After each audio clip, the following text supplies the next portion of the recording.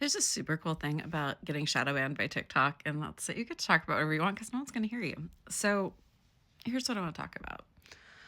I just finished listening to Glennon Doyle's podcast. I think it's called We Can Do Hard Things. And I've loved her for a very long time because she and I have like a very similar way of thinking, doing things. And I've never met her before. I have no idea why I like her so much, except there's something about her that reminds me of me. And I've been told I'm too much. No one's ever gonna like me. No one's ever gonna be around me. I'm just too much. I gotta tone it down. And she doesn't tone it down, and people love her. So it's sort of an inspiration for me that I don't need to be smaller or less. She's done it, and she's amazing. All right.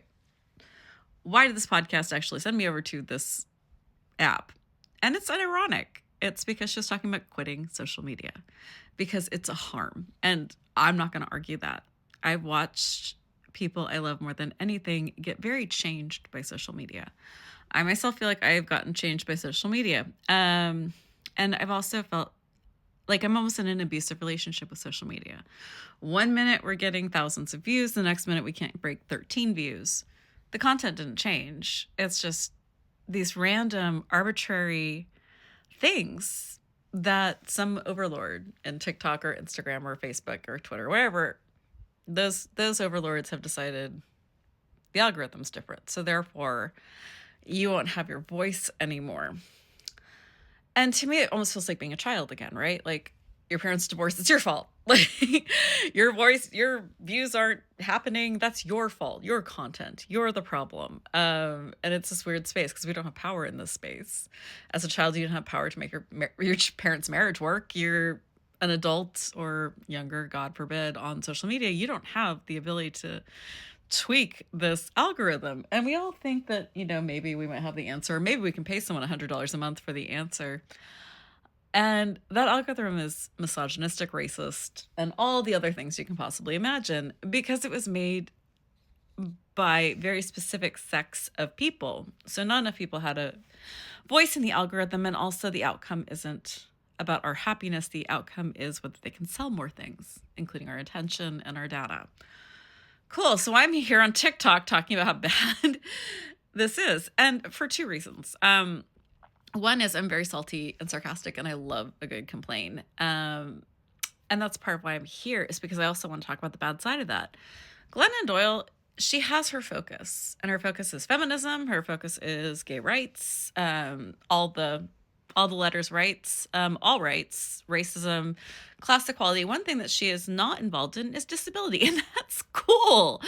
I am not here to say she needs to consider me and my community. It'd be nice. I certainly would be overjoyed if I saw it. I can't ask her to be aware of every single group. And we do that. And it makes people quiet because they can't have a take on anything if it doesn't include everyone. And that's I get that that's not a great statement, but I'm also doing the best I can. And I think she is too. So you can't be cruel, you can't be mean, you can't willfully try to push people out, but you also can't always think of everyone. Now, for her, getting rid of social media makes sense. It's abusive. She finds it terrible. And she also says that it created a fake community for her. Now, she's a person of tremendous privilege. She has wealth, fame, and friends and family. She doesn't have to be alone. She could go next door and go, hey, I want to have coffee, and people would come. She could probably even call a press conference. People would come. So for her, this makes sense, right? For her, like, hey, social media is super abusive. Well, we've gotten tremendous gains from it. And this is a real, like, cut off my foot moment.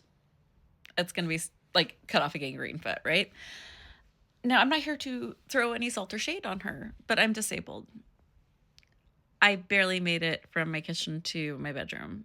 The pain is like unreal. I'm probably like an 8.5, and I haven't been below a 7 in probably about 3 weeks. So fun. So the only thing I have is social media. It's the only way I have community is social media. And so I don't view it as a fake community. I just lost a friend who I will miss for the rest of my life. And I live my life differently because of her. My art is different because of her. I've never met her in person, but I will miss her forever. That's not fake to me. So different communities will need different things, right? What do we need as a disability community to make our connections real, meaningful, and have teeth behind them? Because community is the only way we're surviving the next 4 years, if not longer. How do we create that community? How do we get around from the harm, the very real harm that social media does?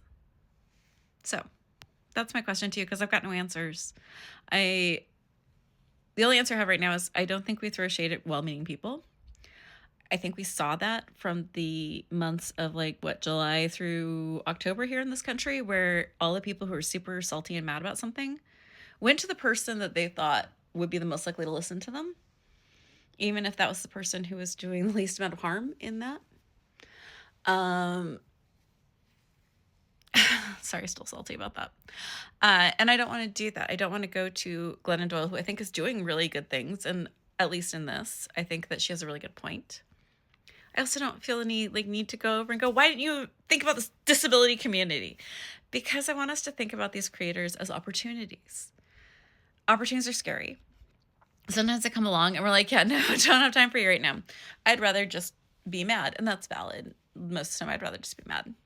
Opportunity is scary and it demands things from us. So here's the opportunity that well-meaning creators are giving you. If they are not specifically saying, hey, you too, is they're giving you the opportunity to do that. They're giving you the opportunity to take what they've said, and if it resonates, because this does resonate with me, I want community that really helps create change. But what she's suggesting doesn't work for me, because there's no solution that's going to work for everyone. But it gives me the opportunity to come to my community, the disability community, and go, hey, this is an abusive relationship with social media. We are really worried about algorithms. We're getting very abusive comments from the world. This isn't a safe space for us. How do we create a safe space that's action-based and helps care for our community? That's the opportunity when someone says something that resonates with you, but you're like, that doesn't work for me. How does it work for you? Instead of getting mad at the creator, how does it work for you? So that's what I'm asking. How do we create this community, create this reach for our disability needs and community? Comment below, answer. I'm really curious. I don't have good answers right now. I can't even wash my hair right now. So what's the answer? All right, be kind, be gentle, and whatever it looks like to be fierce. If you are interested in these sort of discussions and discourse, head over to Invisible Not Broken. We are a podcast network. We are really close to convincing a new person to start a podcast on our network. Be kind, be gentle, and whatever it looks like to be fierce.